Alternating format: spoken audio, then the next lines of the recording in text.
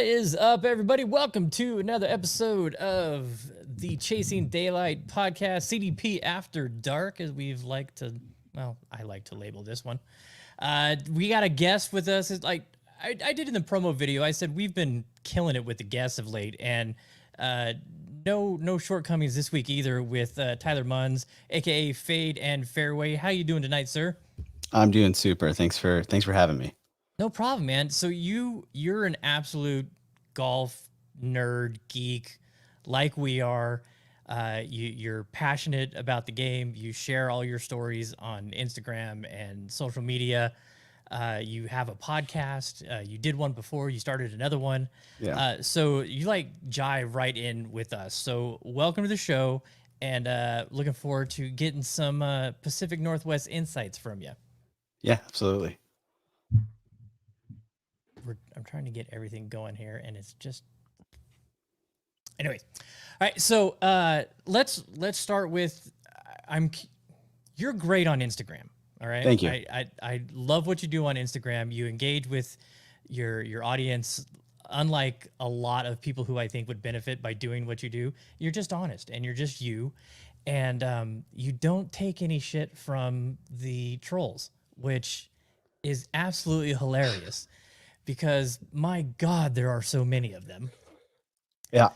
At what point did you decide, you know what, the hell with these guys? I'm just going to give it to them. Pretty early on. I don't have thick skin, so I'm probably not equipped to have the following that I've grown. I'm very grateful that people have decided to follow along with me and are interested in what I have to say. But at the same time, you can ask my wife, I don't take criticism particularly well.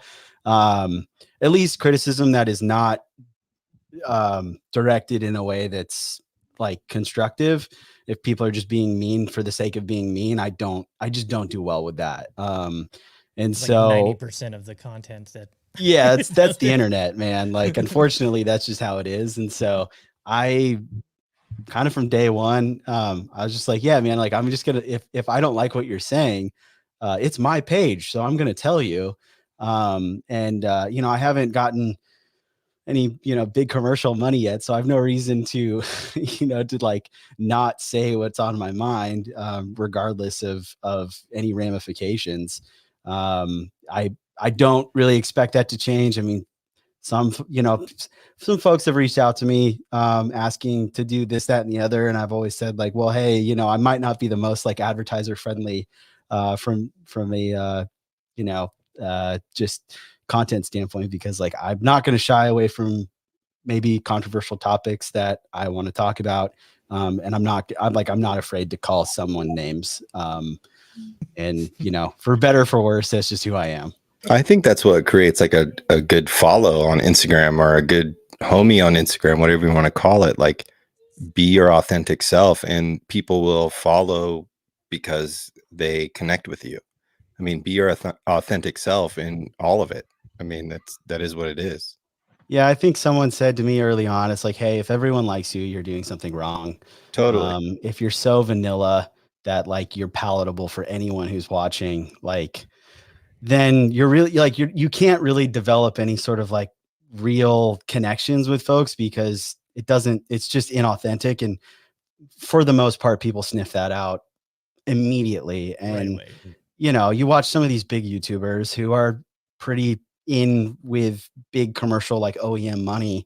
And it's just now, you watch some of their old stuff versus what they're doing now. It's just God, this is so dry. There's nothing behind those eyes, man. And I can't connect with you on a human level, because you might as well be, ChatGPT, with a yeah, AI analog face that they're editing into, these YouTube videos. Cause it's just you can't be that cheery, that completely neutral. Show me a little bit, man. Yeah. Give me something to either love or hate. I don't, either way. Bryson DeChambeau, dude, annoys the hell out of me. I think he is the douchiest person in the entire world. I love watching his YouTube stuff. Yeah. I eat it up. He's one of my favorite. He makes me cringe. He makes me so uncomfortable. that I sweat, but like, It's like some really bad stuff that he does. dude, like he posted some TikToks a couple days ago with filters, and man, it was a brutal watch. But I'm like, you know what? You know who's not doing that is like Grant Horvat. Not to throw strays at Grant Horvat, but like Yeah. he's not doing that, and it just, I don't know. To me, it makes a difference. And so, yeah, I mean, like even if I don't like you, if you're consistent and you have something, you stand by something, like I can respect pretty much anyone who's at least being genuine. Yeah. There's people that annoy me and they post stuff all the time, but I watch all of it, Yeah. because I mean, they're being their true self. I mean, you can't hate on that. So how much time a day are you dedicating to social media? I mean, if you break it up, it's like, hey, I'll be on for 5-10 minutes at a time, kind of throughout the day, just like answering messages and stuff. I really try to, despite what my wife has tried to tell me, that like, hey, people at that level don't answer all their messages and stuff. And I try to answer, as many of those messages as I can, the good or the bad. So that kind of takes a little bit of time. I mean, in terms of like planning stuff out and like editing and stuff like that, I don't know, maybe like 30 minutes here and there. It's mostly just like interacting with folks, because I want them to feel like they can talk to me and that I'm going to actually respond. I'm going to read what they say, and like I'm going to have a conversation, because that's the cool thing about social media and golf is like, I have, my core group of friends from college. None of them really play golf. A couple of them like dabble in it, but like no one is eat, drinks, sleeps it like I do. And so like finding that group of people that do have a similar level of interest in golf through the internet is like, that's where I would say like all of my true golf friends are. yeah. It's on the internet, because it's hard to find people that are like this engrossed in the game. Probably for good reason. I think it's it's probably unhealthy. Yeah, I mean, it's funny, man. Like I'll be like just sitting on the couch and then my wife starts talking to me. And I'm like, hey, no, my buddy from Ohio that I met on Instagram's coming to Vegas in April.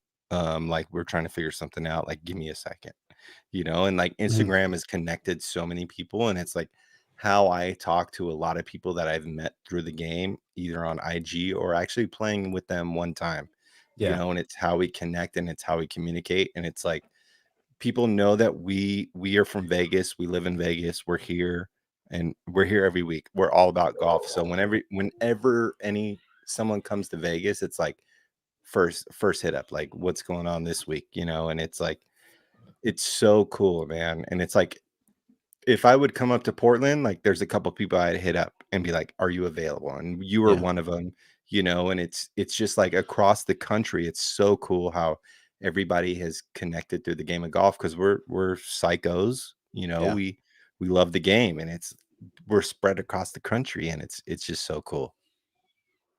Yeah, 100% agree. It's like you're an ambassador of the game. I think that's like another cool thing about the social media aspect of golf. It's like you're like a beacon. I mean, like you said, you try to be like a beacon of golf in Las Vegas, so that when folks are coming through, you've made it known that like you're going to make them feel welcome in your home, and try to shepherd them around in the context of golf. And I feel the same way. It's like, hey, if anyone ever has questions about, well, what courses should I play in Portland? Like, I'm going to give you my opinion. And, if I have the opportunity, if we can make the scheduling work, like I love to try to link up with folks and play some golf and learn a little bit more about them, and their journey. It's such a fun way to connect with people.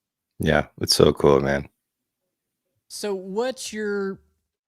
all right, so let's see, we can go a couple ways with this. Let's do it this way. First off. All right. So let's go with, I'm going to do it this way. Let's talk about this. I want to talk about Live Golf. Okay. Right. Yeah. Live Golf is in Vegas.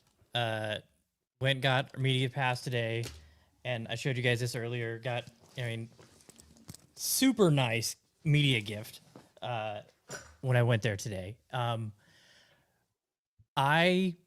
This has been my stance on this from the beginning, and I hopefully it's true that anybody can go back and listen and hear what I'm about to say, that I've been repeating this. My beef with Liv was the guys that left the PGA Tour to go play in Liv were talking shit about the PGA Tour and trashing it, saying it wasn't good for them, it was too much, blah, blah, blah. And that was my beef. I could care less that there was another golf league. It's more golf. I'm a golf fan. I love watching golf. I think the Liv product is horrible to watch on their production right now. It's awful. But being out there today, it was a completely different experience. What's your voice on Liv golf right now? Yeah, I mean, I think that, you know, from the jump, and it's not like I'm saying anything novel, but I kind of saw right through exactly what the PIF and Saudi Arabia was trying to do with Liv. And at the end of the day, they don't really care about golf. They want a seat at the table in American sports, and this is the easiest way for them to get in. And from the jump, I think everyone knew that this was only going to end one way, and it was them winning. Whatever that looks like, they're going to win. They're going to get what they want because they can burn $2 billion a year. They could burn $2 billion a day and not even think about it. No one can compete with that. It's never going to happen, you know? And so from if you look at it from that perspective, which is it's a little bit like nihilistic to be like, well, it doesn't matter. Like you can't, it's an unstoppable before. It's like, why even bring up the morality aspect of it? Cause it just doesn't matter. And so trying to like separate from the morality aspect of it, it's like, hey man, this is coming down the pipe. Like you guys should just jump on and like, let's just figure out a way to get them what they want without completely upending golf as we know it, and fracturing it, which is, you know, everyone's done a pretty bad job up to this point. I do think eventually within probably the next 18 months, we're going to see kind of a convergence and everyone's going to come back together. I think everything that's happening right now is just, they're negotiating on price through their actions. You know, it's like, you know, Liv comes in and says, we'll give you $2 billion in private equity. PGA Tour goes out and gets $3 billion. And it says, all right, now Liv, if you want like a, you know, an equal say in this whole thing, you got to come with at least 3 billion, probably even a little bit more. And then, you know, the pit, you know, or Liv comes out and says, we're partnering with Google. So our product is now going to be more valuable. They're just, you know, it's a pillow fight right now. Yeah. And so I think though, like to your point, I agree with you. The product's awful, but again, I don't think that's indicative of like the Liv as it is was such a temporary thing, I think, for them, that they just didn't care. They don't really care what it looks like. They don't care how it operates because it had a 3-year shelf life, probably at most. And we're coming up to the end of that, and eventually it will converge and it'll go kind of, I'm guessing it's going to go back to the same thing. So I will say though, like them pushing some different types of format, like I think the team stuff can be super, super intriguing. I really do. They're not nailing it. Do it right. But I do think there's potential there. You know, I think forcing the PGA Tour's hand to actually force the top players to play with each other more than just like 6 times a year. Yeah. That had to happen. And it sucks that it took Liv coming in and like fracturing professional golf for that, you know, to actually force the PGA Tour's hand. That's annoying. So I think like it's a situation where everyone sucks. Like PGA Tour sucks. Yeah. Liv sucks. Yeah, right. Yeah. It's like there's no good guy. And like, you know, there's like insane, impossible money being thrown around, and we're gonna have to pay the piper with that at some point. I'm hoping it's not more ads, but I don't know where else you could fit them in. But like John Rahm, supremely talented player, like generational talent. He is commercially not worth $300 million at all. Yeah. So I don't know where that money, like eventually they're going to want a return on their investment. Absolutely. I don't know where they're going to get $300 million from John Rahm and $150 million from Dustin Johnson, or even $10 million from Pat Perez, you know, like where, like, I just don't understand how gonna flesh out from like a finance standpoint, but that's not, that's not my problem. That's their problem. So Yeah. that's a long-winded way of saying like it's inevitable. I just think we need to stop pushing like just the competitor narrative is silly because at this point they're really not competitors. Like they're gonna have to come together at some point. Like the fracture is too deep. Like it's San Andreas fault. What is that one in California? Yeah. It's too deep, man. I mean, I was talking to my buddy just about an hour ago, and he was like, "Have you watched Live this week or past week?" I was like, "Yeah, I mean a little bit." And he's like, "I'm just so fractured. Like I don't care to watch anything anymore because this guy's here, that Jeremy guy's said that there." the other day. It's and I find it within myself too. Like I'll probably watch a little bit of Waste Management, but I got to work a lot for Super Bowl since it being in Vegas this week. But it's like I only really care about the big ones, and it sucks because I was a big time like every week golf fan. Like I'd watch as much as I could, and it's just like it's fractured and it just sucks, man. It's just not the same as it used to be, and they're going to have to come together at some point. Like I think Liv has done a great job pulling good players away from the PGA Tour to make it super noticeable. Like, Pavon wins fucking Torrey Pines. Like, who's heard of Pavon? Yeah. And it's like Pavon's in the mix again. Like, it's going to take, if they want these players that they have, it's going to take a year or two to build them up to make them recognizable. So they can either stick with it and stick through it and build them up as players, or we're going to have to combine at some point. I think they should just do a Ryder Cup style and just do it, play it out.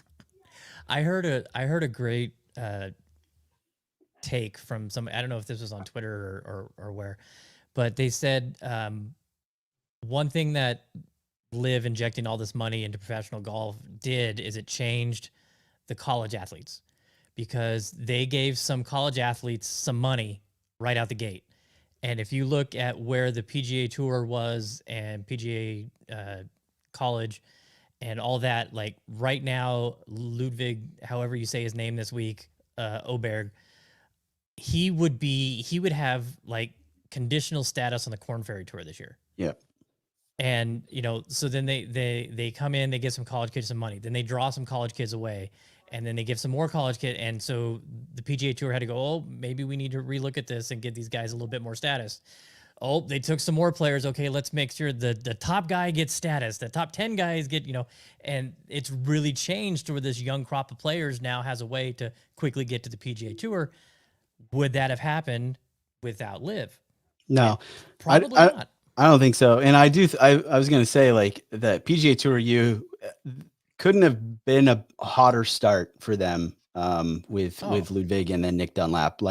Yeah, totally. Just like that's a gift that the PGA Tour got that certainly helps 100%. In their negotiations. But yeah, I agree with you. I don't. The bummer is that doesn't happen unless Yasser comes and starts making it rain, and and it's like, God, does it really have? But that's corporate greed, just like the ugly face of corporate greed, just like intertwined into pro golf, which is so frustrating because it's like we've got like the talent, the depth of talent in professional golf right now is unbelievable. The opportunity like this, the stories that they can tell is like almost limitless, and like we see none of that. You know what we do see? We see like 1,100 Hyundai commercials. Per broadcast. Like that's what we see. And it's like, damn, there's gotta be a way. There's gotta be a way that we can do better. I don't know what it is. The advertisers are paying this huge money. Okay, let's find another avenue to where we can put this broadcast out and not stain it with playing through every 30 seconds. And there's got to be a way. The Golf Channel runs, they had the last hour of the Tournament of Champions, or whatever it's called now, Century, commercial free, and it was like you can do it. It can be done. You know, so Yep. instead of getting an advertiser to pay NBC for that last hour, get somebody else to pay NBC that last hour. There's ways around it. It's just easy money for them right now, I think. So I'm watching the chat on IG, and Cousin Clubs chimed in. He said loyalties to corporations are one-way streets. No point. Catch me watching Shell's Wonderful World of Golf. I mean, and I can't agree more. I'd rather watch Jack so and good. Steed or whoever at a rustic Pine Valley, you know, like Mhm. other than Pavon winning some shit, you know, because that's the essence of the game. It was so much cooler just to see the people standing around the green and they're not concerned about a ball hitting them, you know, and the greens are slow as fuck, and they put the fucking little loft on that at the end of the putt, you know, pop, you know, put the pop on it, you know. Yeah. It was so much better, man. Yeah, it's just different. It's gotten incredibly corporate, which is really, again, I'll go back to say it's frustrating because of the potential that's there. Like, I would say, like, as we moved into like the late 80s, early 90s, golf got very homogenous, very boring. I don't know if you could like pick a specific player out of a lineup. And then, you know, Tiger bursts on the scene. He makes golf more athletic, gets a different generation, a different group of kids interested in the game that likely wouldn't have been interested otherwise. Like, there's no way Brooks Koepka is not playing professional baseball if Tiger Woods isn't on the scene. Dustin Johnson is doing something different. Like, and then that just cascades into the current crop of players and, you know, like Finau, and he's a little older, but like, you know, it's gotten so interesting. It's gotten so diverse. There's so many awesome storylines that we just don't hear. They aren't broadcast. They aren't, those stories aren't told outside of, well, you know what? No, they are told. It's like they're told on these alternative media platforms like Instagram and like Scratch and, you know, all these other things. Like those guys are doing a phenomenal job. And it's just, you know, it's CBS and NBC and all those dickheads that aren't, you know, that are just showing us some Rolex and Mercedes commercials. Like, I'm, you know, Yeah, like I'm gonna even be remotely interested in that. Yeah, I think they did a good job with Kisner coming on. I think that was a positive for them. I think they need to continue those type of situations. I think the ball rollback is going to probably be a situation that they're going to have to deal with in the long run too. Yeah. It's just like there's so many things affecting the pro golf world that's just so fucked. You know, like how can it ever come together again? Because 3-4 years ago we were all living in harmony, you know, and now we're just like we're fractions. We're this graffiti crew, we're this hip hop crew, whatever, however you want to determine it, but like we're all separate. And I think golf is at its best when everybody comes together and actually has the same goal in mind, and we're not there currently. It was interesting listening to Rom talk today. I was at the presser with him, and somebody asked him the questions. I was mad. I wanted to ask a question, and the guy from the CW got in front of me and I'm so upset that you didn't ask a question. I was watching the entire time. I was literally on Instagram at work. I was like, I got to send this email, but like Matt's going to ask a question at any point. I was getting ready to question. And then the CW guy got in front of me, and then the lady wasn't looking at me, and you had John Rahm right in front of you. And he's a big man. You should have just, hey, I'm Chasing Daylight Podcast. Matt Wangen Yacht. Grab the mic. And Terrell Hatton is a little man, you know, compared to John Rahm. And the other kid that they got, that they were saying that he hits the ball further than anybody, he's like my size. And I'm like, damn, dude. But anyways, listening to Rahm talk, they were some of the saying the questions are just awful, but they asked him, Torrey Pines, dude, hey, Vape Boy, could you mute your mic when you do that, please? Good Lord. Thought I muted. Sorry, my fault. There's like some wind or something. I tried to mute it. I thought I hit mute. Sorry. I'm so pretty good at he it asked him, nowadays. Don't worry about it. American Express, Don't worry about it. Torrey Pines, now Waste Management. These are 3 big events that you're missing. How does it feel? And he said, driving past TPC Scottsdale, it's close to his house, that he says it's tough. It's tough. And, he says, hopefully, one day I can be back in those events. So I definitely think that their goal is to get everybody playing in the events together. I don't know. Well, it's the only way, like, if you think about it from a commercial value standpoint, it's the only way that you're going to even recoup any of the money that people are spending right now in golf, is to have everyone playing together. So I think as a function of corporate greed, like that in and of itself will force everyone back together in some way. Just because it's not as valuable. The eyeballs are not as valuable if they're being split between 2 screens. It's just that's just economics. So eventually, and I think it's going to be sooner than later, I would not be surprised if in 2025 everyone's playing on the same courses, because it's just you're split, you're cannibalizing sales essentially by having everyone split up and making me choose whether I want to watch this or that, or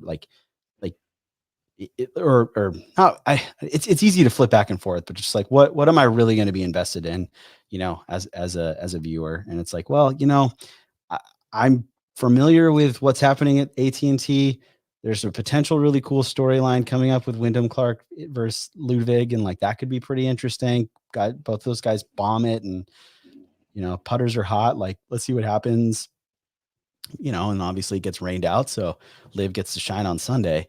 And that ended up being really interesting, made for TV drama. And that worked out well for him. What's crazy is I don't know if you guys saw the numbers, the viewership numbers. Did you guys see that post where it was just it was 432,000 for Liv, and with a Saturday end, it was 1.5 million for PGA.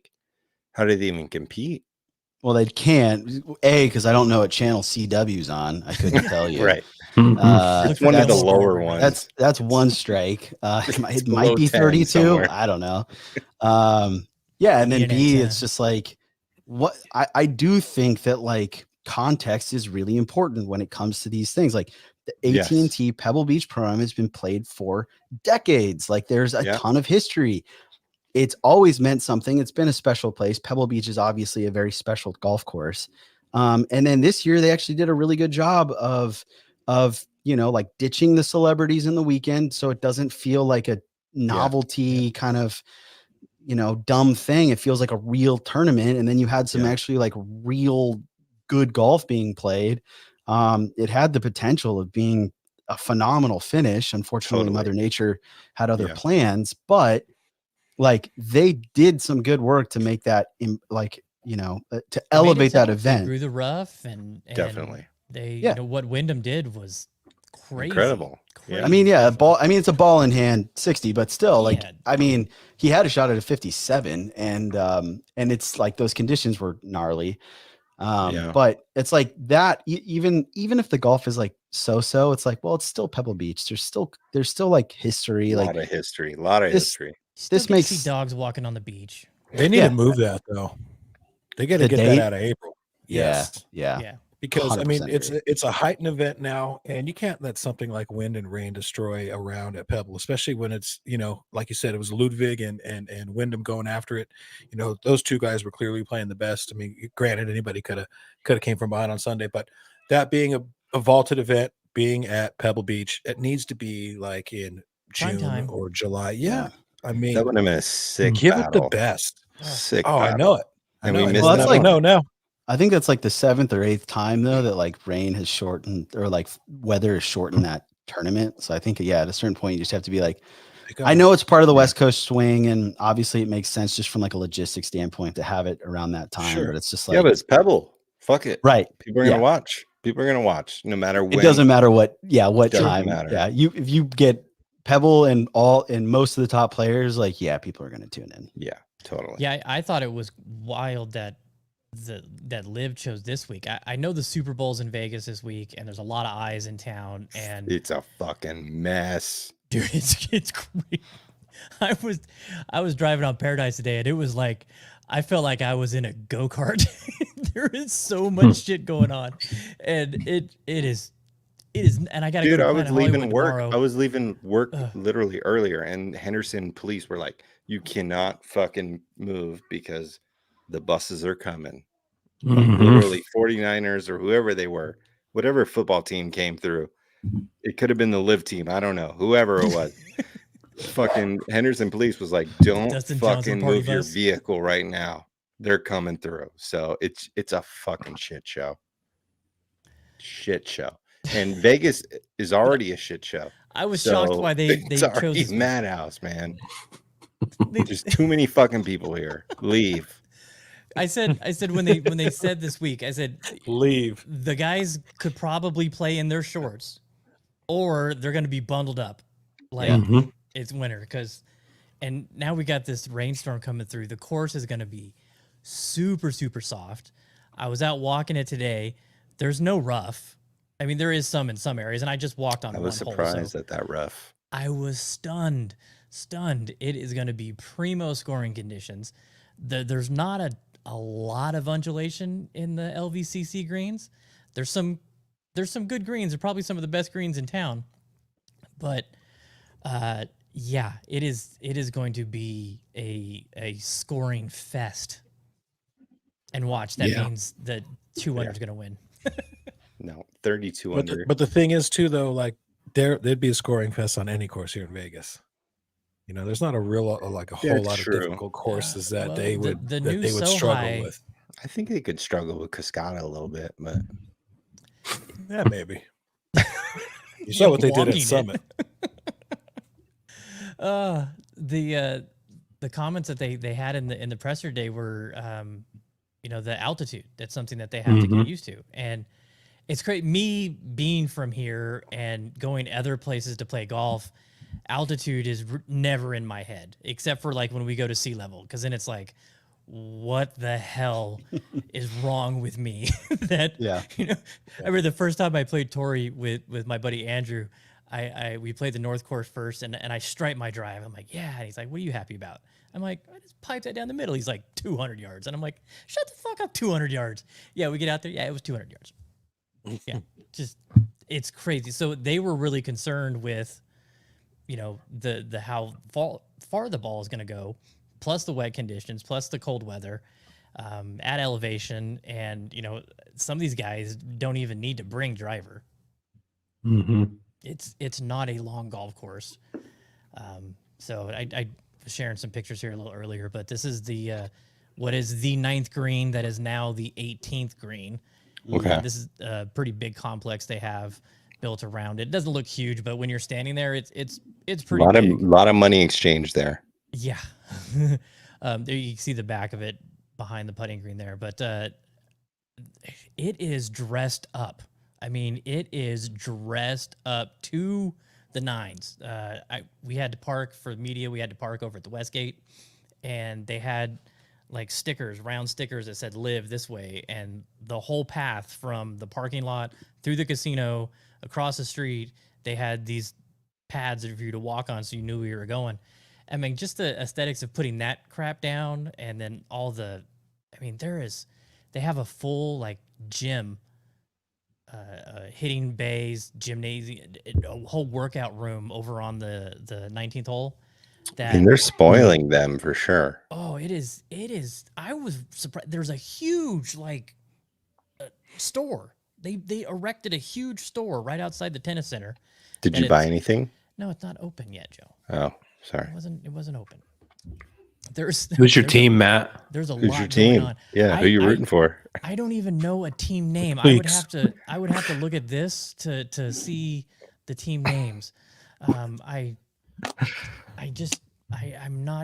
don't get the team. And you know what? The vibe walking around there today and chatting with people and seeing some of the players, I don't Oh, feel he's the a convert. team. I don't feel the team thing. No, I'm not a Yeah, convert. he's a convert. I'm not a The I the will team be- thing is like Tyler I said. will The be team thing repping is my tough. live bag Yeah. though. So. Tyler, did you go to the one at Pumpkin Ridge at all? Did you go swing by there? No. No, I wanted to just to see what it was about, but I had like a work conflict or something, but yeah, I would have gone. I said, I'm not. I think it's boring. I think it's dumb. I don't like the actual TV product is terrible. Is bad. So bad. Terrible. And that's one of the reasons I wanted to go see here. Yeah. You know, I love golf. I love good golf. I love seeing the best players. It sucks that Vegas has our event in October. It's in the fall series. It's not part of the FedEx Cup. It's now the carryover or whatever the hell it is. So we never get any of the high profile players.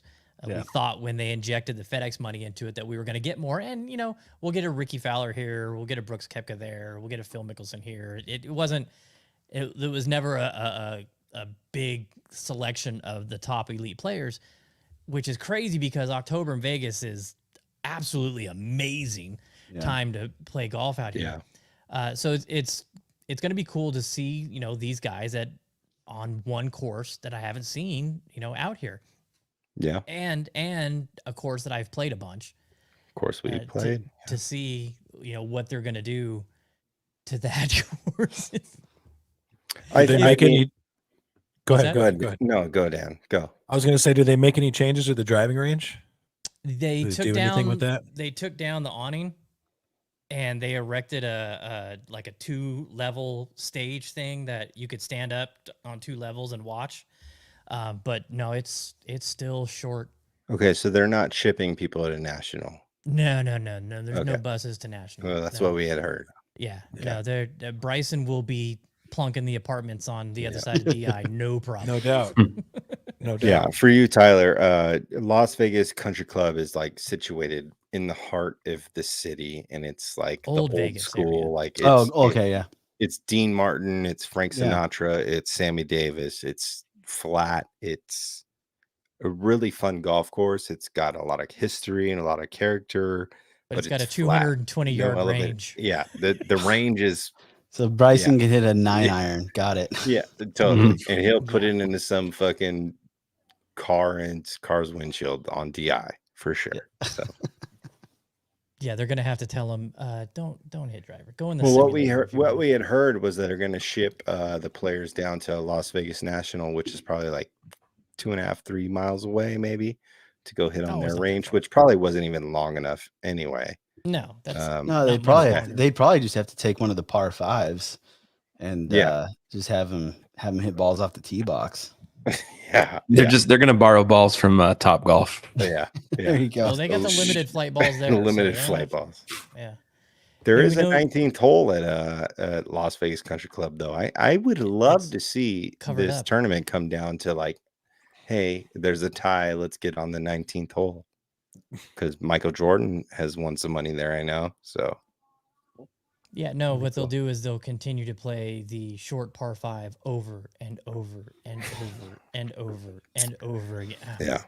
Yeah. It's this like, place is nothing for them. The comments on social were hilarious. Hey, move them up a box. Hey, back them up a box. Yeah. Hey, have them start from the fairway and they have to hit 7-iron. You know, just change it up a little bit. Good Lord. They were the exact same 3 shots all 3 times. Yeah, it's going to be interesting. Tyler, have you ever been to Vegas to play some golf? I haven't been. So I go to Vegas probably 4 or 5 times a year for work. Because all the trade shows are down there. Yeah.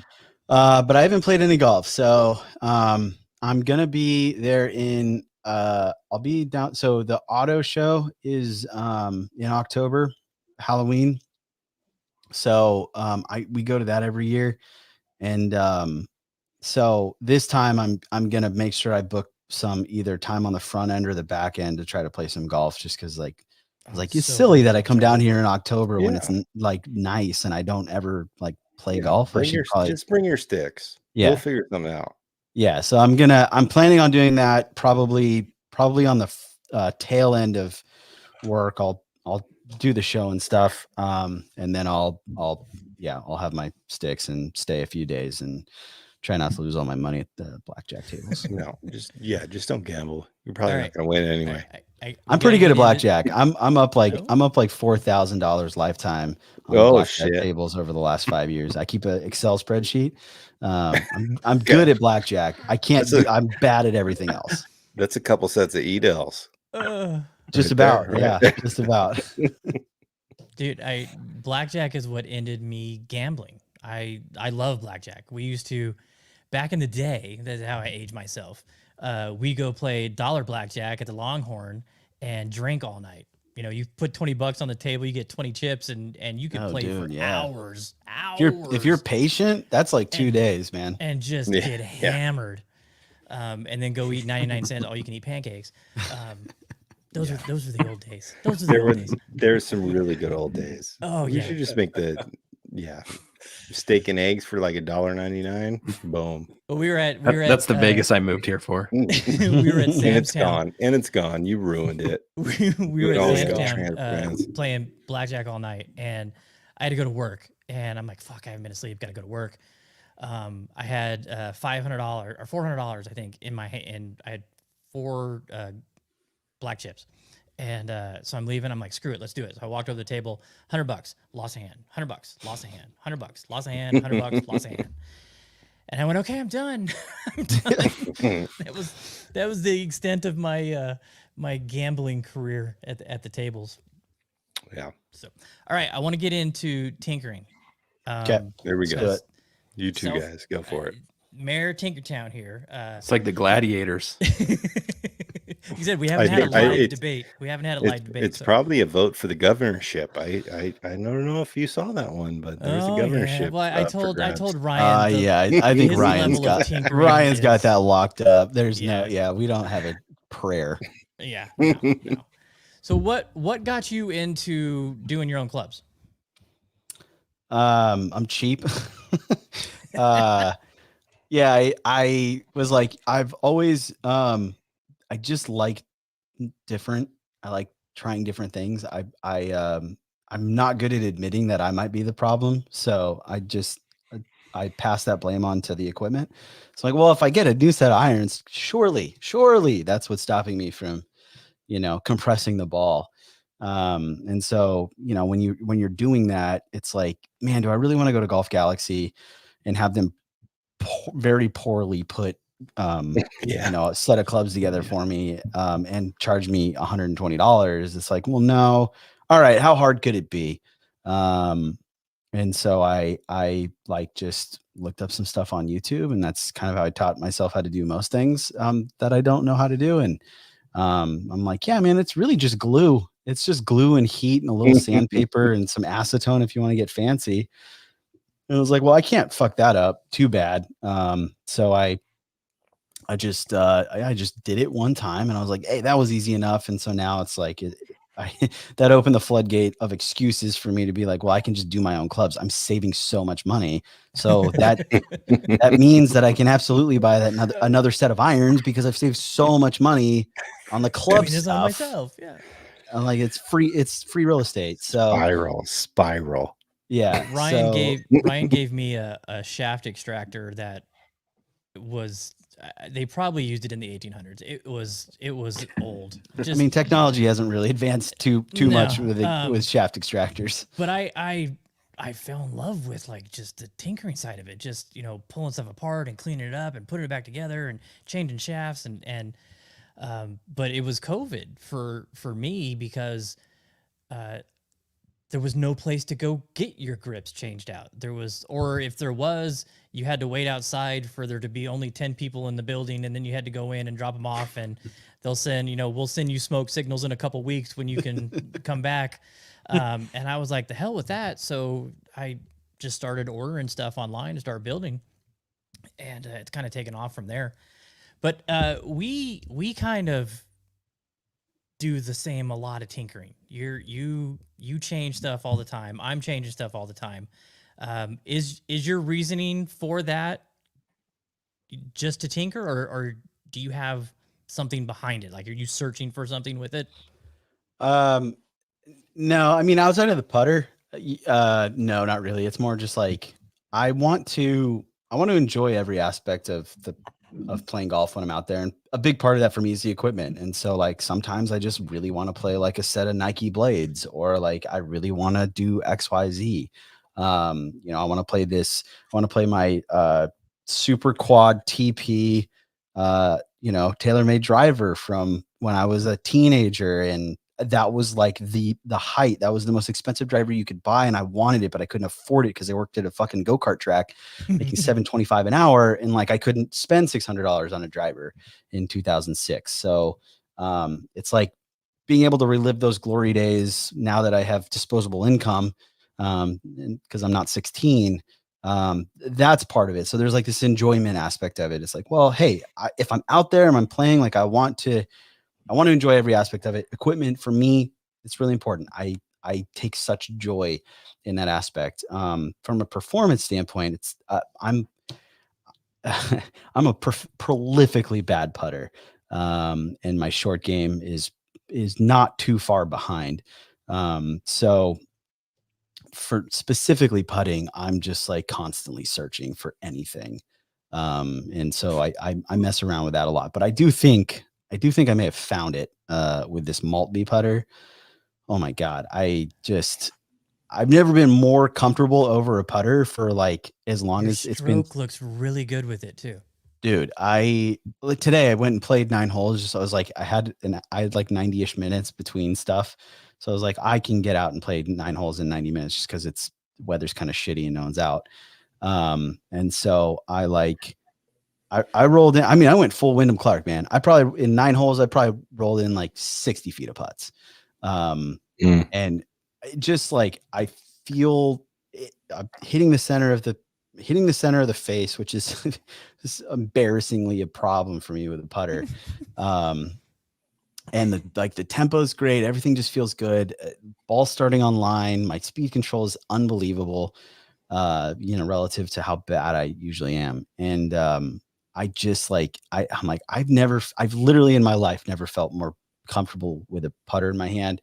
And I've been playing for 17 years and I've probably tried 1,700 putters. Not really, but it feels like that. And so I'm going to try to really stick with this putter just because it feels so good. I've really also, I've made score more of an important, something I care a lot about because I want to try to play more tournament golf. So I've actually gone away a little bit from switching equipment out and trying to be more consistent, so that I can try to score better. But every once in a while, if I'm like going out and playing like 9 holes, I'll just grab like my persimmon woods from Todd Dempsey and like the blade. I need a Todd, man, so bad. I want a Todd Dempsey so bad. Yeah, dude, he's the best. He's such a cool guy too. It's like, yeah, the clubs they're rad, obviously, but like he's just the most cool, like laid back Florida surfer guy. Yeah, loves his family, loves golf, hates the USGA. Just a real dude's dude, yeah. Todd seems real cool. Yeah. And so, I'll grab those and I'll grab like the butter knifiest blades I can get, and like a wedge. And like I have this putter from like the early 1900s that I'll bring out. That's that like, high lofted poppy thing that you do. And yeah. And that's like, I have just as much fun doing that stuff every once in a while. I used to do it a lot more. I don't do it as much anymore. Are those carefree rounds for you where you're not worried about score? You're just going out and having fun? Oh yeah. I'm just like trying anything and everything, playing 3 balls. Like I don't pick up a scorecard. I just don't care. I make it like a point to say, I don't want to think about score. I'm not even going to like try to remember what I made on what hole. It's like, I want to try this shot. I don't want to think about, statistics or high probability or smart golf. I just want to hit the ball and see where it goes. And, Yeah, I'm curious about that, right? Like, so you're a grinder, like obviously with your Instagram, like you grind, you practice a ton. MidAm Podcast, go follow that, listen. But you are a grinder. So how often are you just going out to just like fuck around, like you Yeah. said, It's not pull often. whatever clubs. It's not as often as I should. Yeah. I think that for me, I have a tendency to get so hyper fixated on a goal, which is, like my goal last year was to be able to qualify for the Oregon Am. I kind of shot myself in the foot. I got so hyper fixated on that, and it became so not fun. It became more of like an obligation. Like, dude, I got to practice because I really want to do this. I want to get this done. And it became more of a exercise of checking boxes than actually enjoying the process. Yeah. That I didn't even get my handicap low enough to be able to enter the qualifier. And so this year I've kind of taken a step back and said, hey, let's try to set a more reasonable goal, understanding that I haven't played like competitive golf in almost 2 decades. But then also I want to make sure I enjoy the process the entire way. So I now try to go out at least a couple times a month and say hey, you know what, today, I'm not even going to bring my modern driver. Maybe I'll bring my mini driver just to feel comfortable. But for the most part, I'm just going to play whatever. And I'm trying to force myself to do that a couple times a month just to reset, take all the expectations out of it, and just go out and hit the ball and just be athletic and just have fun, and not really think about positions or think about, am I getting shallow, or am I compressing the ball, or, am I sticking to my exact putting routine that I've been trying to grind on? It's well, I can worry about that tomorrow, but today I just want to try to hold this putt, or today I want to try to hit this punch 4-iron that I have no business really trying to do, but whatever. If I lose the ball, I lose the ball. I've got 6 more in my bag. I think that's super healthy, because a lot of people get so ingrained into just grinding, and to me, when I broke par for the first time, it became about breaking par. And since then, I've become a soul golfer, which we've obviously mentioned on the podcast before. But now it's transformed into that aspect where I really don't care, man. What I shoot is what I shoot. Unless money's on the line. Unless money's on the line. And I'm just trying to beat Matt most of the time. As long as I beat Matt, I'm cool. If I lose to Dan or Jeremy or you, I'm fine. But as long as I beat Matt, it's okay. He did the BB this last weekend, just for the record. Yeah. But what I'm saying is it kind of stuck with me to where it was I don't want to feel this way.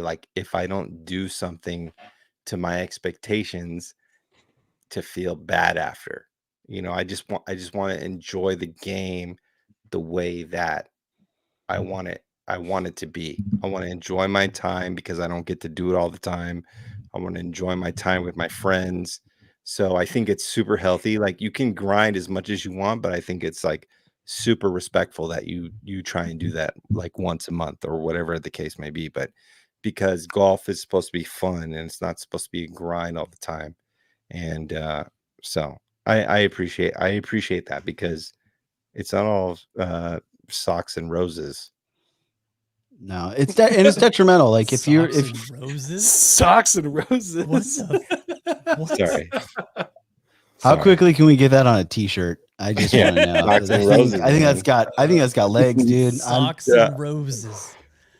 Sometimes I just throw things out, and I don't hate it, dude. and sometimes I don't know what it means, but I feel like I do. Yeah. See, there you go. That's that soul golfer in you, bro. So here's the spiral I went down. Right. So Tyler, you posted a video about the left hand in the grip. I remember who. Yeah. The par train. Remember that video? Yeah, par train. Right. Yeah. So, I was like, oh, that's interesting. So I went out, and I'm standing with my hand neutral, and I'm looking. I'm like, holy crap! I am not holding this as well as I thought I could be. Right. Yeah. And I've been playing mid-sized grips. I don't have huge hands, but I've been playing mid-sized grips because they felt great. And so watching that video and watching where my hands were on that club with the mid-sized grips, I went, holy shit. I'm not playing the right grip. So I go out and take my new level irons that I have, take the grips off. Guilty Golf is what was on there, Portland company. Cool. And I put on some pure grips that I've had forever. Put them on, and I'm like, oh my god, this feels so much better. It feels so much better. So I'm happy. I'm working on this new grip and new swing. Everything's feeling really good. And then my buddy Connor, he's been helping me with a couple swing things. He's like, how long are those clubs? And I'm like, they're standard length. And he goes, dude, no. How tall are you? And I said, I'm 5'8". And he goes, I'm 6'1", and I play standard. What are you doing playing standard? He goes, that club is too long for you. I can see it in the videos. And I'm like, all right. So I go out and I was swinging the Adele iron, right? I had air blown on grips on those, so I put some standard grips on them. So I go out and I measure it, and I never measured those clubs when I got them. They showed up. I was so excited that I won them. I threw them on the swing weight scale to check what the swing weight was. I'm like, I can game these. Let's go. Yet those were a quarter inch over standard. Yeah. Yeah. Well, because their graphite shafts are a little lighter, so I to get the swing weight to be what it's supposed to be, you should go a little longer. I will say, not to put I don't want to contribute to another spiral, but I am a staunch believer. I'm a staunch believer that most fitting systems put people in clubs that are too short. So me, I'm 5 foot. I'm 5'9", right? I'm very average height, and 5'10" with shoes on, which is basically 6 foot. And I have kind of shortish arms, not super short, but they're not as my wingspan is not my height. It's a little bit shorter. I have to play half inch over standard. For two, well, one, biometrically, that's to get into a posture that is going to prevent injury and allow me to put the correct forces into the club. I need a little bit longer clubs. But also, one of the things that I see a lot of people do, and I used to do this too, is that they grip the club in a way. Sorry, I have a grip remover here just for but anyway, they grip a club where the butt of the club is into their palm right here. And so when you see people's gloves, they have a hole right here. You shouldn't ever have a hole there. Yeah, you shouldn't. So realistically, you should look at Anthony Kim. The way he gripped the club is actually how a lot more people should be gripping a golf club, because gap. Yeah, a little bit at the end here, because if you're thinking about the leverage that you can put on this club, if you have the butt of the club in here, you've lost almost all of the leverage in the strongest part of your grip, which is not your pinky. It's these fingers right here. So if you have the grip here where all of the force, the angular force of the shaft, Jeremy's gripping a club on here is it's reliant on your pinky to be able to hold it there. You're robbing yourself of the ability to swing faster. If you, literally even half an inch. And that's really the only reason I play half inch over, is so that I can choke down half an inch and play standard clubs. Is so that the strongest part of my grip has full leverage over the shaft, so that I can put as much torque on it as I want. And I'm not reliant on the weakest part of my hand to keep everything structurally sound. So I understand your friend telling you, who's tall, saying I play standard clubs. Well, I would argue he's playing clubs that are way too short for him. Probably. You're playing clubs that may or may not be too long for you. I would venture to guess they probably aren't, but even if they are, grip down. It's not going to hurt that. It's only going to help you to grip down a little bit and get. I went way beyond gripping down. Okay. Well, here's so I'm just saying, I when people are like, oh, I'm playing clubs that are too long for me, it's you're probably not playing clubs that are too long for you. So I cut them down, with the lighter grips changed the swing weight dramatically. And then I cut them down, it changed it even more.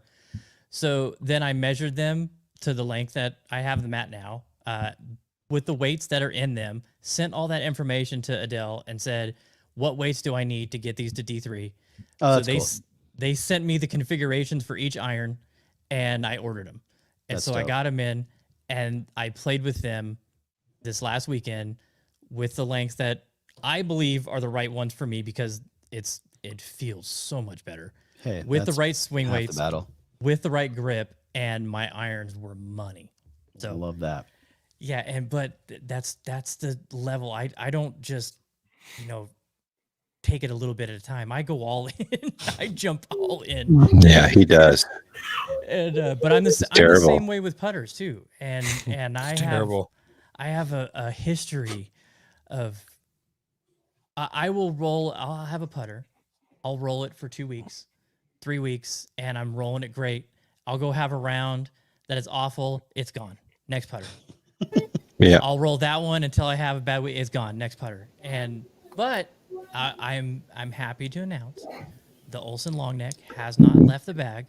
Oh, I have had 2 It's bad leaving rounds with soon it. at some point. No, I've It's had going to 2 leave. I've had 2 bad rounds with it, and I kept it in, and I've had back-to-back 30-putt rounds. So whoa. I've had the same putter for about 2 years. So That's impressive. I wish I was that committed to anything. that's my thing, is like, it's like, if you continue to change, can you get better? We don't know. That's the question we can't answer, dude. That's the Okay. thing. No one knows. Okay. I will So let you you know can't one say day. that we can't get better, because you don't know either. So That's true. That's joke's true. on you. And see, that's the thing that I challenge. That's all I with want Joe. Matt to say. I just want Matt to say, like, I don't know. I don't know what's going on. No, I know what's going But he on. finds it out all the time. I know what's going on. That putter didn't. But you figure it out all the time. No, I figure out little pieces to the puzzle that has no end. Dan, what's your thoughts on switching equipment stuff? Oh, Dan doesn't switch. I mean, I know he doesn't, but I'm talking like the overall broad topic.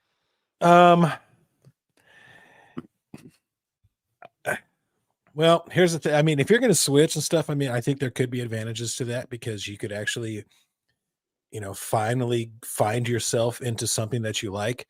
But Sorry, if you're doing it 20, 20, 25, 30 times, a year, switching shit out, it's like, bro, you've tried everything. So why don't you just pick something and go with it? Or try something else. Maybe it's I guess. 31. Maybe I it's guess. 31.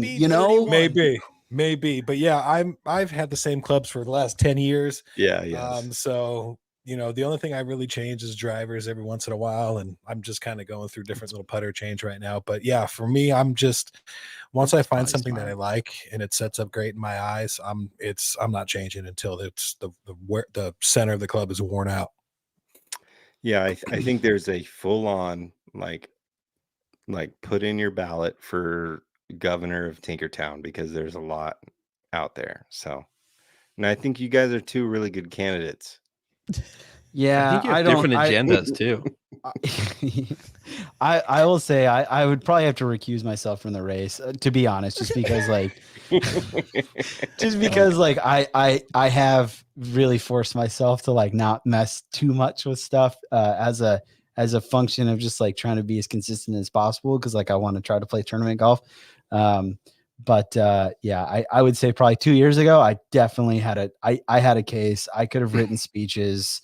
My campaign manager would have been the easiest job in the world. But today maybe not so much. Yeah. So here's what else I did this last round. So I've got the NLU, the driving iron from New Level, right? And I had the Sorry, hazardous- quick tangent. That is, I think, probably one of the best driving irons in golf right now, outside of the Strixon. In my opinion, I bought one. I've hit it. I'm like, there's not one that sounds better or looks better at address. But They're so good. So good. So I had a hazardous red smoke hybrid shaft in it, and it was too light. I just couldn't get the swing rate right. I had a ton of lead tape on it, and I just couldn't get it right. And so our buddy Roden, who's one of the fitters for New Level, I sent him a message and I'm like, hey, so the 4-iron from this Adele set, I'm not going to game. The iron shaft is the same iron shaft that I'm playing in all the other ones. It's the recoil dart. I go, any issues with putting that in that? I play it as a 4-iron, and he's like, no, give it a shot. I said, all right, cool. Pulled that shaft, put it in. Then I was like, well, you know what? The hybrid was wrong too. It was off on swing weight as well, and I got a bunch of lead tape on it. So Trey was over here and had some stuff built and left me a hazardous red smoke fairway wood. And I'm like, hybrid and my 5 wood, same loft. So, all right, let's do that. So I check it. Boom. Ideal swing weight. Okay. Pull the hybrid, put the 5 wood back in, and hit both of those, the UDI with the recoil dart in it. Killed it. Just every shot I hit with that was just money out at Paiute. And the 5 wood was just wow. So, I mean, sometimes it takes tinkering to find something that works. But the problem is I'm going to go out next round. It'll suck. And then I'll change it. Yeah. It's a problem. Maybe. All right. History denied. The Oilers lost at the T-Mobile Arena tonight. So they do not tie Pittsburgh with 17. Fuck yeah, straight wins. VGK all day. Let's go. Yes. All right. So a couple bits of office work we got to do here. I want to give a congratulations to this gentleman right here, Mr. Matt. Yeah, new baby. New baby. Him and his wife have a newborn. Matt will be back next week doing our forecast for us for the weekend. And he's also back in the VGN. So Yeah. Good Welcome on back, him. Matty G. Other VGN news. Congrats to Doug Schrader sitting here with the Butchie. legend, Butchie. He won the SNGA net flight for the Tournament of Champions. He's also our Spades Flight Player of the Year. So congrats to him. Real quick, want to show, this is what Paiute looked like. I mean, Yeah. whew, it is in. Tyler, you got to come out and play spectacular Paiute shape. with us. Let's Yeah, do it. Dude, it's book me. I'm in. Best facility in town. Just tell amazing. me date and time. I'll be there. Oh, especially if you come out here in October. Yeah, Ooh. that's yeah. Ooh. Yeah. Halloween. Yeah. I'm here on Halloween night in Yeah. Vegas. So Let's go. All right. we'll go sometime after that. And then I stumbled across this. Raise your hand if you wore those ever. I have a pair of No, those no, children's ones in my No, trunk those are the still. senseis. Those are better. They're still in my These are- trunk. What were those? What are those? What is Those are that? true. Trues. Those are Oh my trues. god. That's one. I Of didn't the know they made original bowling trues. shoes. Was it like their first prototype? No, that was one of their first. That Ryan Moore actually wore that on. Oh, I tour. saw those in the Sandlot, right? The Benny the Jet. I'm pretty Yeah, sure yeah. he wore This those. is Benny the I Jet. mean, Yeah. they've The come a PF long Flyers. way. Congratulations, True. You've come a long way. Dan was sharing some photos of the new stuff with us on our group chat. And I'm man, excited about the spiked, man. I got to tell you, like, whew, I'm gonna be big on the spiked shoes. I'm hoping that especially for you up there, the wet conditions. Yeah. yeah. Well, I posted a reel today, and all the comments are like, "Jesus, dude, did you put the mic Squeaky on your shoes?" shoes because it's so squeaky?" And I was like, "No, man." I'm like, I do think though that like the spikeless might have a little bit to do with that. So yeah, I'm all in on the spiked. My problem with the true spikeless is that I wear them to the grocery store. I wear them Yeah. to work because it's all the. I only wear trues whatever I do, so the tread gets worn out. You know. Yeah, I wear So, I wear the knit ones in the summer, like that. I just wear them everywhere. I Yeah. just So you know, and so yeah, by the You time don't you get even on the need golf course, socks. yeah, they're just yeah, they're worn out. not really Yeah, useful. I yeah. might as well just play barefoot. Right. And then one last order of business. I've been chatting with the other guys here about potentially doing a little small batch release of a head cover. This is the prototype design. Would love to get some feedback from everybody. If you're on YouTube watching this or Instagram, let me know what you think about this. If it's, we can get enough people interested. I'm talking, 12 to 15, 20 of these, maybe that's it. So, let me know what you guys think and, we'll do that. Uh-oh.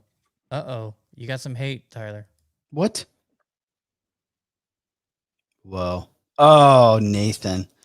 Oh, yeah, you're right. Yeah, dude. I fuck the establishment. I'm sorry. I'm gonna say it, but Hell yeah, go for it. dude, Do it. I'll wear a t-shirt at Riviera. Watch me. Hell yeah. I'll be in For a handcuffs probably, Me but Better to be comfortable than not comfortable. I mean, honestly.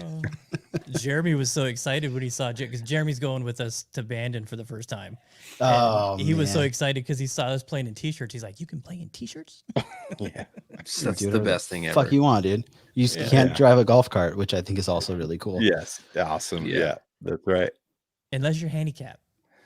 That's true. They do have golf carts there. Yeah. You just You better have some you've got to official ass come with a paperwork. doctor's note, Yeah. notarized. Yeah. Yeah, you got to come prepared. I may do that because the way my knees are acting right now, it's cold, so I'm hurting. Yeah. I've always wondered if you like, because I really want to get one of those Finn scooters, like yeah. those Finn golf scooters. I've always wondered if like you could bring your own scooter, if they would be like, nah, I don't. Ooh. I feel like they wouldn't, That's sign a good. waiver. I don't think they Yeah. would push back. Yeah, I don't know. There might be okay, you can't operate it on the ocean holes though, because we don't need any cliff Yeah. jumping. Remember what, 4 or 5 impact? What Dude, could you imagine the videos though? Oh, My 4 god, dude. oh. man? What's your favorite course of Bandon? Old Mac probably. I think it's probably like Old Mac, then OG Bandon. And I really like. I know Sheep Ranch gets a lot of hate. I don't know why, but I really like that course. I have a lot of fun at that course. So that'd probably round out my top 3. Is Trails lower on your list because you play a lot of golf in that type of scenario? Yeah, it's just like there's like the novelty of it isn't as it's like Sheep Ranch, obviously, Old Mac and Bandon Dunes are like you just don't play that type of golf anymore, or anywhere where I'm at. But yeah, Trails and even Pacific, like a little bit. Like I can find comparable to play. You just tore a tear from the Soul Golfer's heart. Yeah, sorry about that, dude. Pack's amazing. But literally the first time I ever cried on a golf course was at 16 on OG. So Yeah, no, I mean it's first time I ever stepped up to that tee box, I literally started weeping. Yeah, because I never seen anything like it in my entire life. it's was intense. it Yeah, was it's a good very- place. Yeah. It was embarrassing. It was embarrassing. No, I'll rep that. I'll put that shit on a t-shirt, man. Like I'm happy to cry on 16. What was it? Bandon, bro. Socks and what else were you putting on a t-shirt? Socks and What was it? roses. Socks and roses. Yeah. Socks and roses, and then I cried on the Socks and 16th at roses. OG Banded. Yep. That's the back of it. Is I cried on the 16th at Banded. There we Socks and go. roses. God, we're gonna make so much money. Because you got to change better- your socks if you play multiple rounds of Bandit. It makes sense now. See, we're coming full circle. The Sure. better part, Tyler, is we're in the Salt Lake City airport on the way home. Good callback, man. Good callback. I and, love it. And he was scrolling through the photos and he was crying again. Yeah, yeah. Now that's embarrassing. Yeah, I wouldn't broadcast that one, dude. Oh no, dude, it's my favorite place in the I said, entire world. I said, "Are It's you my. crying?" I will. Well, and then when I went back in March of last year with Dan, we pulled up into the parking lot. I started crying. It's my favorite place. So, Yep. yeah, it's my favorite place in the world. It's funny. I really do like Bandon. But I'm very much in the minority where it's like I would pick other places to go. And I think it's probably because I can just drive there. I could drive there like right now and be there by 11. And so it's like, I don't know. I do really like it. I enjoy it a ton, but it's like, you know what? Chambers Bay is Yeah, I know sick, you love and it's Chambers. way more accessible and it's a lot cheaper. So like I'll go up there, and then there's just like other, it's like, oh man, if I'm going to spend that much money, it's like, well, you know what? I can get a cheap flight to Atlanta, rent a car and drive out to Sweetens and just play that. Oh, I know you love Sweetens, and it's kind of like that for us. It's like, you have accessibility to Chambers fairly close, and you have accessibility to Bandon fairly close. But like when we go to Bandon, it's like it's an adventure. And like for Oh, it's you a to go to pilgrimage. I get Yeah, it. I mean, if I wasn't exactly. here, I would imagine that Banded would hold a different Yeah, I think that's place in part my of it heart. though. Yeah. I think it's part of it, and I think that's why Sweetens is so highly regarded for you, because it's an adventure. You have to fly Mhm. across the country, and you have to land, and you have to get a car, and you gotta go, you gotta It's such a drive, you conscientious know? effort to get there. It's like, dude, I Yeah, got I to did plan, it's like I could, totally. I could literally be like, you know what I want? Oh, the weather's looking sweet. I've literally done this. Oh, the weather's looking sweet tomorrow. Do I have anything on the calendar? No. All right, cool. I'm going to go try to play it, Right. trails. Yeah, I think I can get on in the afternoon. It's like, yeah, it kind of loses its luster a little bit if yeah. it's that, if it's that accessible. But I do understand. I would probably feel the exact same way if I lived in South Pittsburgh, Tennessee, and I was a Right, yeah, member and I could totally. just go to Sweetens whenever I wanted and be Yeah. like, yeah, it's cool, but like Banded, and that's where it's at, You're right. It's so That's- funny, man. It's so like it's so much perspective, and it's so much like your own experience. That's what's so cool about golf is like, like Tara Edie and Oh, God. TRI is like so high on the list, and it's like because we have to travel a fucking day to get there, and like Well, you know what I heard about Tarot is you're only allowed to play there once in your life or something like that. yeah, I don't know if that's yeah, true. Well, it's there's- true. Yes, They have it's true. membership, and if you There's know a membership, member, you can come and you out. can't and afford it. If you can get on the property, you can play as much as you want, Oh. but you have to pay. And it's But you have to like get a $800 letter from US. like a PGA professional or like someone from your club to write them, and they'll fit you in when they can So you for some shit. basically need like a scholarship. Yeah, I was Yeah, chatting with so- it. I was on this golf board here in town for this shop that was going to open up that never did, but he was a caddy out there. And so we'd get on these Zoom calls, and he's in New Zealand, talking to us. And so I hung out and chatted with him for a little bit. And he was the one that told me, because if you can get access to come here and play, like you have a member that, gets you, or like Joe said, you write the letter, you can stay and play as much as you want. For one day. It's no, it's One trip. If you're there, you can play 10 days in a row if you want, but it's going to cost you $800 a round. Yeah. And he says it's just nothing but private helicopters from the airport to there, back and forth. Yeah. It's just Wow. It's crazy, man. That's sick, dude. Insane. So what's your favorite course that you have played? Well, this probably goes into your trip. You just had a trip to what, Scotland? Ireland. Yeah. Ireland, yeah. Bally is up there for sure. I'd put that at like a tie for Bally. I played Ballybunion, and like the course itself was incredible. Old links golf, Ireland golf, but on the ocean. But we also got we happened to be there during a heat wave, and so there wasn't a cloud in the sky, there was no wind, and it was like 75 degrees. Wow. Not exactly and Ireland golf. But. No. And so like the caddies that were there was like, yeah, dude, like this, we just don't ever see this. Like this is not typical. And so like that day plus how cool the course was phenomenal. So I definitely put Bally up there. I mean, Sweetens is like a super like special experience.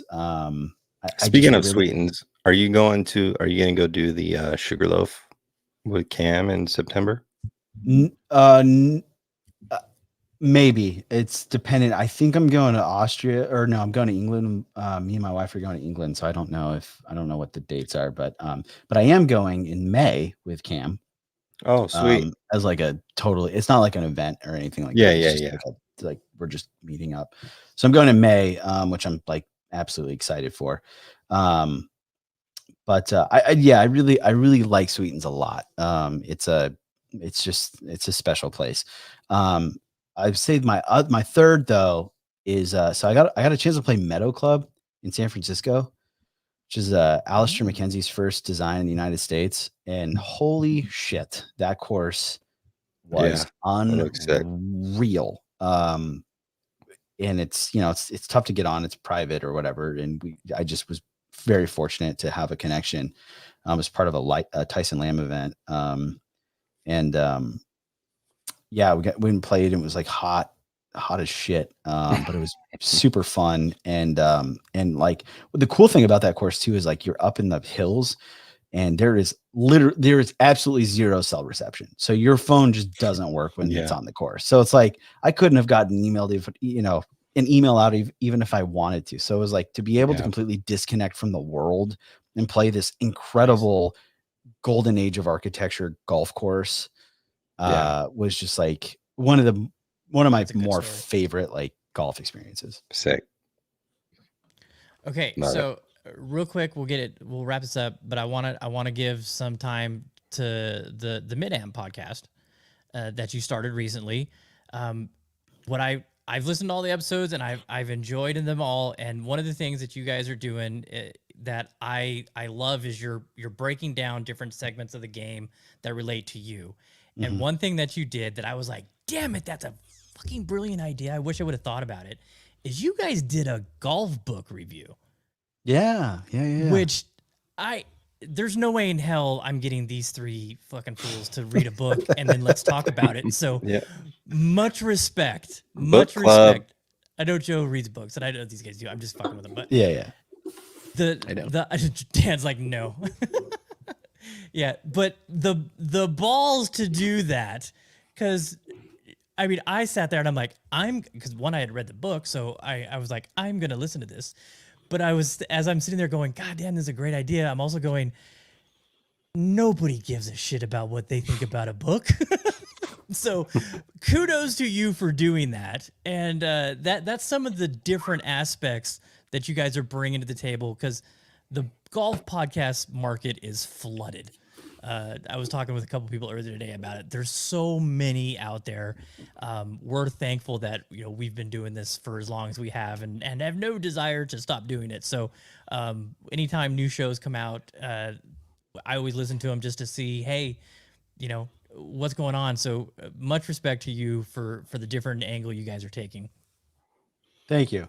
Yeah, I think like for us, we said it from the get. It's like, hey, if the only people that listen to it are us when we're listening back before publishing, like that's fine. Because at the end of the day, all we want to do is like just sit down and talk golf, like for an hour a week. Set aside some time for us to talk golf, and like specifically the things that we care about, which is the really nerdy stuff, like the mechanics and thoughts on swing and weight shift and and all that stuff, and getting better. Like we both, Nathan's a really talented player. I'm trying to get better, and so we both like want to get better, but we're also like, we've got other shit to do. I have a job and I have a wife and a dog, and he's got a job and a wife and 2 kids, and there are other priorities, but we both still desperately want to be better at golf and play better golf, and I want to play tournament golf, and he does as well. So if nothing else, it's an opportunity for us to just like bounce ideas off of each other. And if other people want to listen, if other people feel like they can gain anything from it, that's great. And we hope that people take that opportunity to do that. And we've had some incredible guests. Like tomorrow, we sat as I mentioned, we sat down with Drew Cooper for like a little over an hour and just talk through. I mean, if you know anything about Drew, he is the longest hitting amateur in golf. That dude absolutely pumps the golf ball. He is insanely athletic. And he knows his shit when it comes to human physiology, and optimal training and everything that goes along with that. And so like some of the things that he said, I got a lot of I got a lot out of it in that conversation. And I think other people could. We talked to the other day, that it won't come out for a few weeks, but we talked to the U.S. Women's MidAm champion, Kim Den, who won in 2023. She won the USGA MidAm Women's Championship. And, she's a 31-year-old chemist for Dow, out of Michigan, and, finds time to play. She's a true MidAm, in practice and play. And like some of the insight that she gave us on how to be competitive and how to practice efficiently, like as someone who's got, we all have jobs. None of us are doing this full time. Right.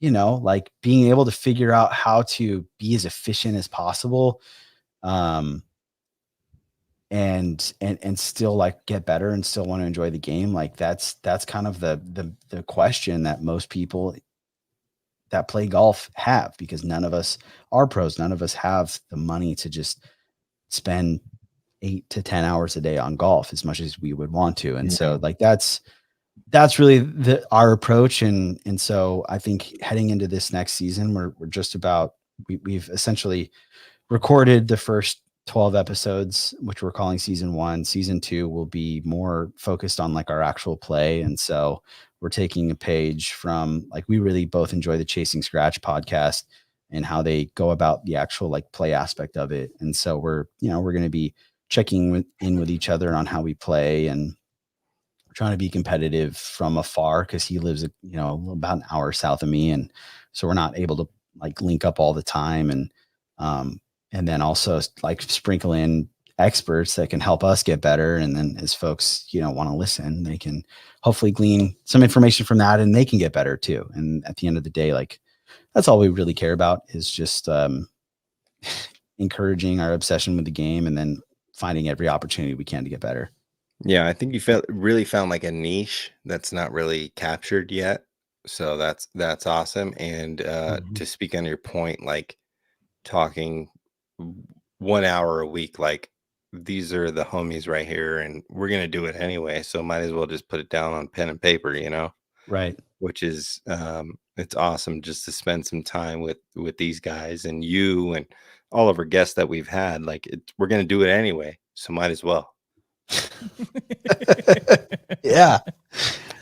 Well, you know what? Actually, I gotta say, that would be fun. I gotta say, so my putter, I cannot take any credit for that, because the only reason I learned about it is because Nathan, he was like, yeah, I bought like a putter, I bought this Maltby putter head from GolfWorks, and I got the shaft, and I put a arm lock grip on it, but I'm not using it as an arm lock. I'm just kind of using it as a counterbalance. And so we went out and played a few weeks ago, and I saw it, and I'm like, oh God, that looks cool. So I just ordered all the components, slightly different grip, but ordered all the components. So like, I'm just going to try it out. And then like, I'm like, I think this might be the tool that I need to use to get to a scratch. So I have to give him credit. Yeah. It's funny when you posted that video of it, the Maltby fanboys came out of the woods. Oh my God. Yeah. They were like, what?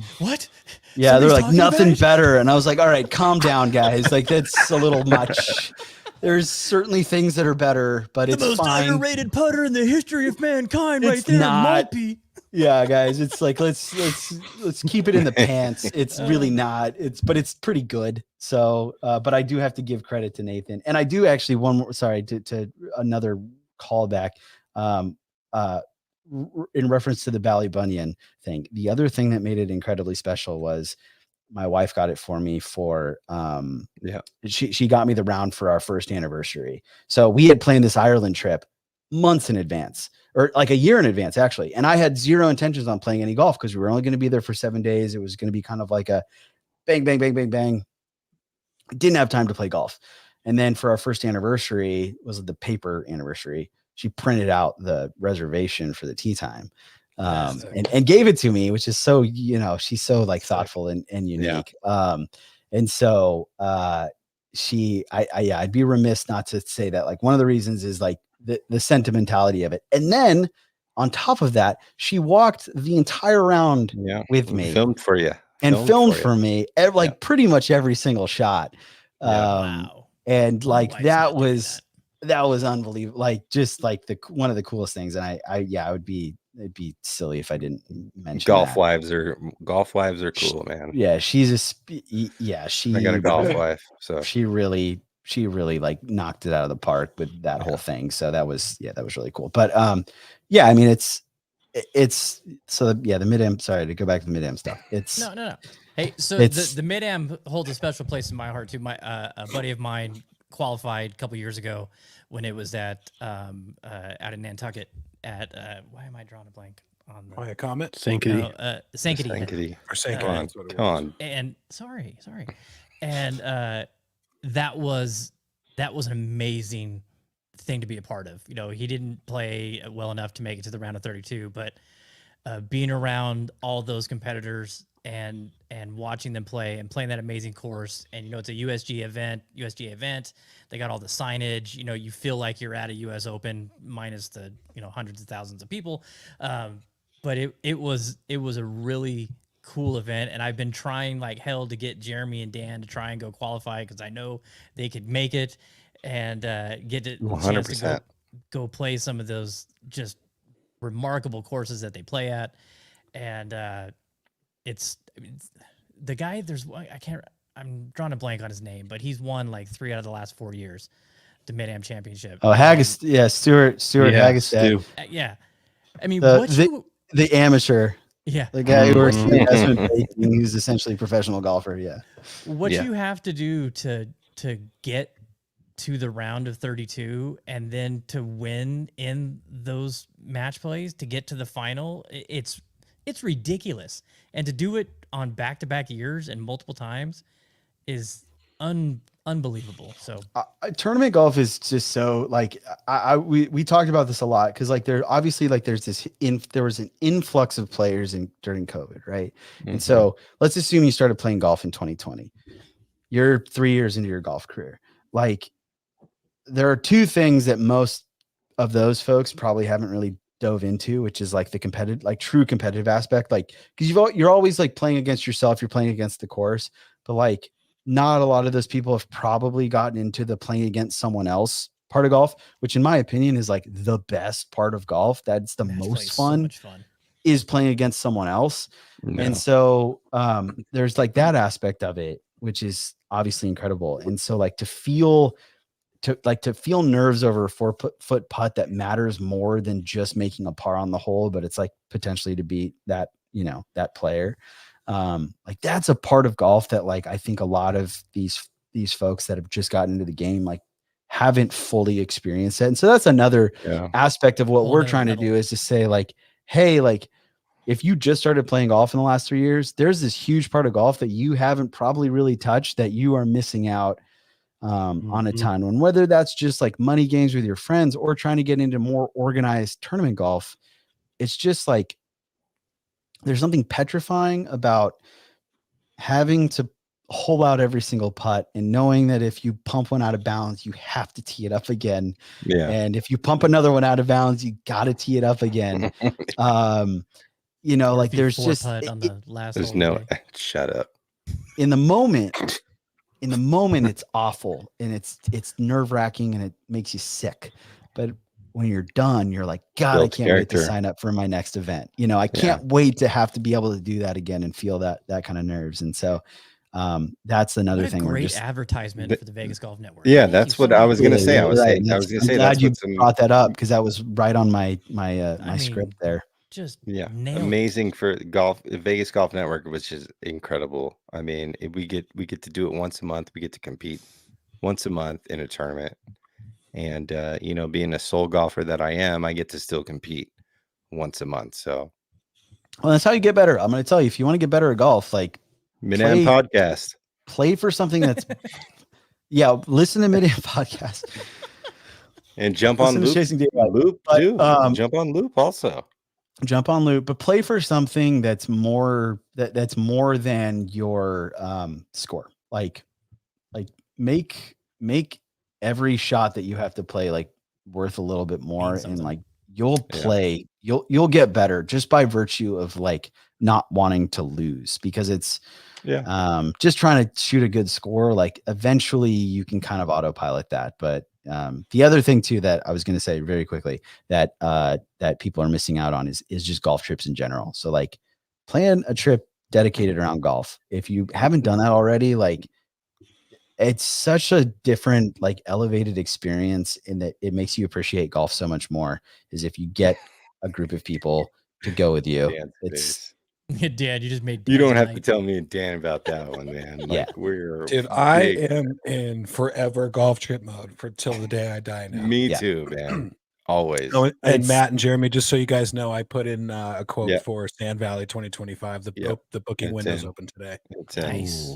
Yeah, so do it, guys. Sand Valley, Pinehurst, Bandon, Stream Song. Like just pick one. Branson, and do it. Missouri. Yeah, sure.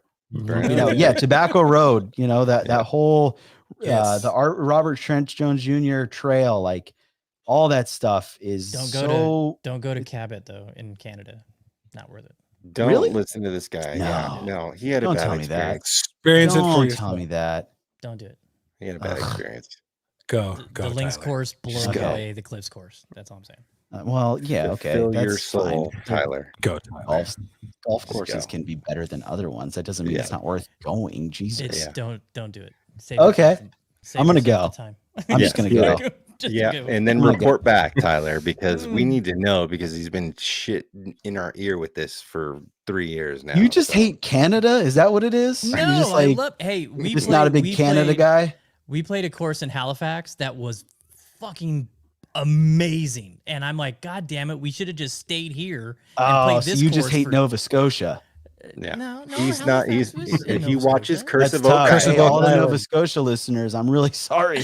That's He tough, was trying man. to. He was trying to find the Curse of Oak Island. Big and he Oak didn't Island find it. fan.